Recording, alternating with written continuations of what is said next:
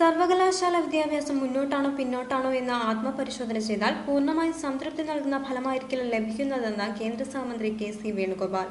College അധ്യാപകരുടെ ശമ്പളം UGC അടിസ്ഥാനത്തിൽ വർദ്ധിച്ചുവെങ്കിലും വിദ്യാർത്ഥികളുടെ ഉന്നത വിദ്യാഭ്യാസ യോഗ്യത UGC തലത്തിൽ വളർന്നിട്ടുണ്ടോ എന്ന് ചിന്തിക്കേണ്ടിയിരിക്കുന്നുവെന്നും കെ.സി. പറഞ്ഞു. ഞാൻ വൈസ് ചാൻസലർ പറയുന്നത് എന്ന് എനിക്കറിയാം.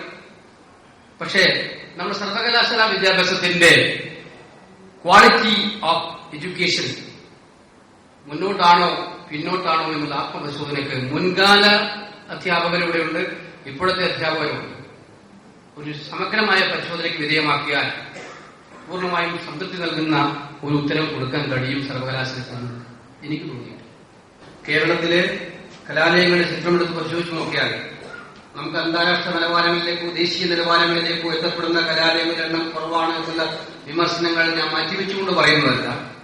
പക്ഷേ കേരളത്തിലെ നമ്മുടെ കലാലയങ്ങളുടെ പൊതു സ്വഭാവങ്ങളുടെ ശ്രേണിയെ ഒന്ന് പരിശോധിച്ചു നോക്കിയാൽ അവയിൽ ഏറ്റവും മുന്നിൽ നിൽക്കാവുന്ന ഒരു കലാലയം തന്നെയാണ് ആലപ്പുഴ സെന്റ് ജോസഫ് കലാലയം എന്നുള്ള കാര്യം അഭിമാനത്തോടെ പറയാൻ തക്കവണ്ണം നല്ല നടത്തിപ്പ്, നല്ല നിലവാരത്തിലേക്കുള്ള ചിന്തയും ഒക്കെ പ്രദാനം ചെയ്യാൻ ഇവിടുത്തെ മാനേജ്മെന്റും ഇവിടുത്തെ അധ്യാപികമാരും ഒക്കെ നൽകുന്ന PTA നൽകുന്ന സംഭാവനകളെ വിസ്മരിച്ചുകൊണ്ട് ഈ ജൂബിലി ആഘോഷ ചടങ്ങിൽ പങ്കെടുക്കുന്നത് ശരിയാകില്ല എന്നാണ് എന്റെ വിശ്വാസം.